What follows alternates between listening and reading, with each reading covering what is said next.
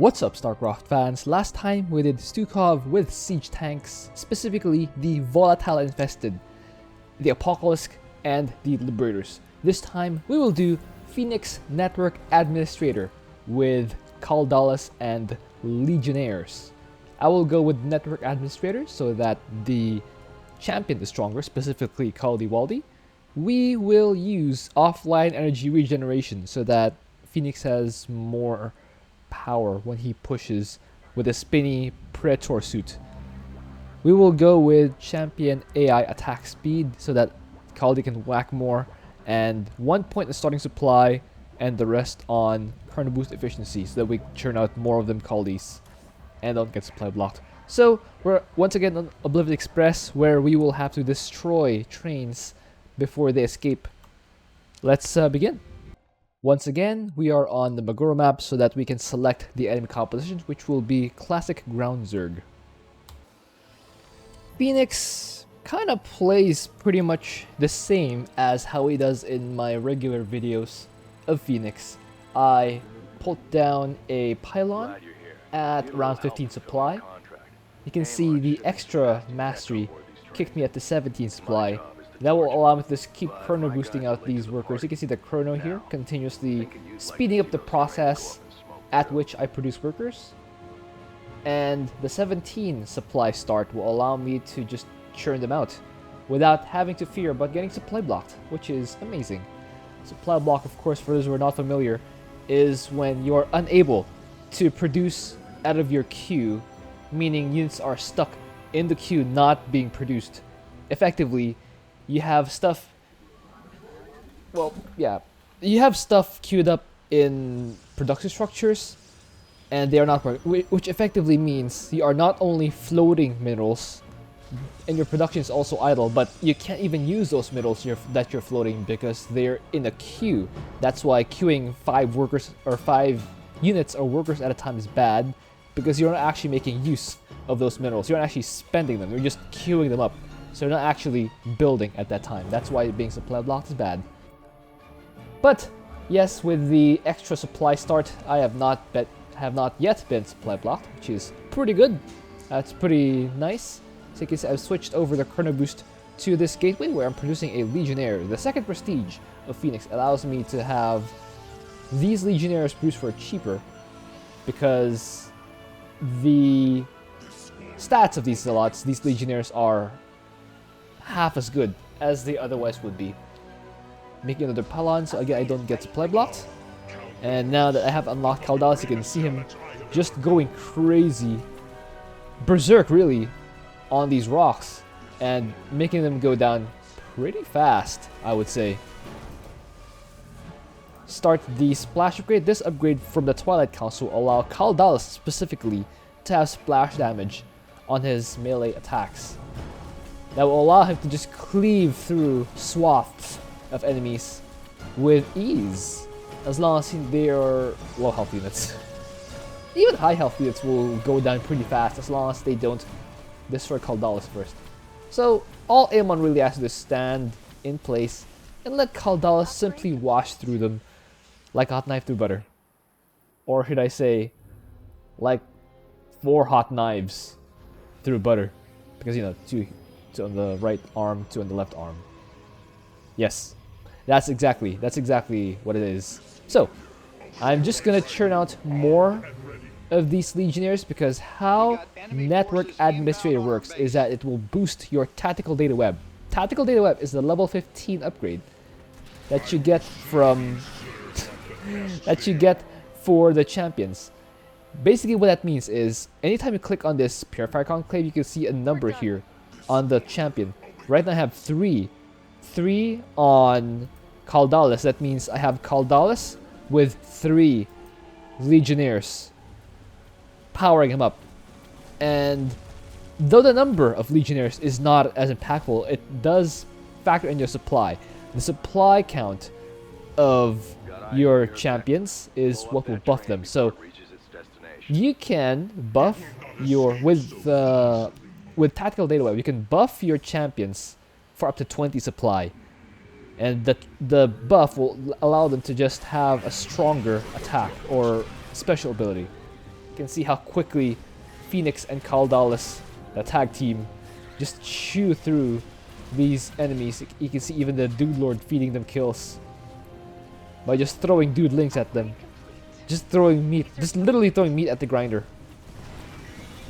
Because Dude Links are literally meat. So there we go. That train went down really fast. So since I'll be using only Legionnaires, Kaldalis, and the Praetor suit here, I will need a lot of firepower. For that reason, I have spent money to get 3 forges to have them all upgrading simultaneously. You can see I have +1 attack, +1 shield, and even the champion, or the Fenix suit, attack upgrading. Yes, this one. This one will improve Fenix's damage, so that's going to be pretty helpful. And all I really got to do is just, once I have saturated my mineral lines, all I really got to do is churn out these Legionnaires, because they will still deal some damage to the trades and allow me to burst them down much more quickly, which is pretty good. That is pretty good, I would say. Now, there's an opposing school of thought here that maybe the first Prestige of Fenix, Akondalar, would be better for this exercise because the Legionnaires would be more powerful. They would have twice the health and twice the attack damage, which will be helpful in taking out trains. But I figured just having a strong champion in Kaldalis will mitigate losses since he is that much stronger. Now, I could be wrong, but that's how I've justified going for Network Administrator instead of Akondalar. And to mitigate my losses, I've accompanied them with these conservators, which will throw these fields, which reduce damage by, I think, 35%. That's pretty substantial. That will allow them to survive for much longer than they otherwise would. And they just cleave through that entire escort like, well, hot knife through butter. Or in this case, 6 hot knives, since Fenix adds 2 more knives through that butter. And now the rest of the Legionnaires engage. I just add these conservator fields so that they will take less damage. You can see when these conservators are sieged up, they will provide power fields to allow me to warp in more guys. And now that I'm no longer using them, I just unsiege. By the way, there's another upgrade in the forge that I've already gotten that allows Fenix to be a detector when he's in his Praetor suit. Of course, it will not be that critical because I am making observers from this here robo facility. But it is pretty nice to have instant detection whenever you need it. Next attack will be at 10 minutes. It will come from the southeast, as you guys probably already know. So I'm going to siege an observer out here just so I can get vision this whole area. You can see when it sieges up, it's just going to shove vision everywhere in this huge radius. Pretty much see the train coming through here, attack waves coming through here, the little camp that they try to trap you in over here with units. They're going to camp units over there. That's going to be very useful. I have another observer sieged up over here. This is where the train passes through and some attack waves, so very helpful. Another conservative field will allow me to just protect Kaldalis, make him not take as much damage as he otherwise would. Now, the army, you can see it's a real army now, a real band. You see these zealots, you see these legionnaires running through here. It kind of reminds me of the Orkai at the beginning of Two Towers. You're just marching through this pass, carrying the 2 hobbits with them. Hobbits in this case being conservators. And I have a few of these guys engaging, but most of the damage is being dealt by Fenix and Kaldiwaldi. That is fine. I can just regen the Praetor suit offline. Warping in more guys. Now the rest of the army runs in, engages. Delete this, delete that, and lurkers have been cleared. So all I gotta do now is clear the trains and the hybrid that spawn alongside them. So this is the downside of going for Network Administrator. You can see I have so many Legionnaires whacking at the train, but they don't quite take it down really fast because they have half the stats, meaning half the attack damage. So that is the downside. That is why I have also considered going for Akundalr in this run. These zealots, these legionnaires would otherwise be a lot faster in clearing out these guys. Where's Fenix? Oh, here he is. He's probably gonna warp in these guys out, or warp out these guys after this fight. Okay, this is not good. Got a bunch of legionnaires running and just getting chewed up. And these guys are just gonna run back. Meanwhile, I have Kaldi getting ready to intercept this attack wave. Just cleaving through these guys. I do lose one, but with a venue protocol, I can just have another one out there. It's pretty nice. It's pretty good. Delete this Mutalisk with the Dragoon suit. I will use the Dragoon suit sparingly because it is obviously not a melee unit. I'll probably have to dock points away from the anti-air later on. Probably like 3,000 health or something for like 10 Mutalisks and some Overseers and some Queens. I would say 3,000 health deduction is fair. Could be wrong, but I think it's fair. Meanwhile, ooh, the Praetor suit quickly going down to that many Hydralisks outside of the conservator field. I just trapped that dude lord, so it doesn't provide that much of a problem. Of course, I gotta make sure that the dude lord doesn't keep aggroing to my guys. Now you can see the benefit of going for not this prestige. My legionnaires are really just getting melted down here, and that might impact the cost efficiency overall. I recall everything. I charge Kaldi Waldi down there. Meanwhile, I have a pylon and an observer over here, another observer over here, and another over here. Just monitor the movements of everything. That's a nice thing about having observers. You can just siege them up and they just provide vision everywhere you need it. You have these two. You have this Hydralisk and this Mutalisk shooting at the pylon, but they can't see the observer because the observer is cloaked. Whack it down. Delete the hybrid. Run back on defense. Recall. Get ready to engage. You can see I've almost maxed out at this point, because all I gotta do is just keep making more and more Kaldi Waldis. Just let him go to town. He's like a Torask. He's like a Protoss version of a Torask. If you remember the Terran Brood War campaign, the UED. In the last mission of that, they were up against a Torask that keeps charging every few minutes after you destroy it. It just keeps coming back to life. That's the story of the Torask. It just never really goes away. It just kind of gets delayed. Gotta send Kaldalis forward. There we go. Having a little bit of a control issue right there. It is indeed a skill issue, as you probably guessed, because I am not Lila. I can only play as well as I play, not as well as he plays, so there will be imperfections in how these games are done. Or Lila. I can only play as well as how I play, not as well as 2-2 plays. There we go. Then again, Lila is also probably better than me at Fenix, because he does play like that. He does play very cleanly, and I just kind of... If you see me play, you guys probably see, especially for those high-level players, that I don't really have a lot of finesse in my play. I just kind of barrel through. I just kind of bulldoze through enemies behind the strength of really, really powerful commanders. And whenever I don't play a really strong commander, it kind of... My level of play... Oh, this Kaldalis has 10 health remaining. That's crazy. The play kind of falls off a cliff, so to speak. Next wave is on the way. It's coming from the southeast, and it will once again feel the blades of Kaldi.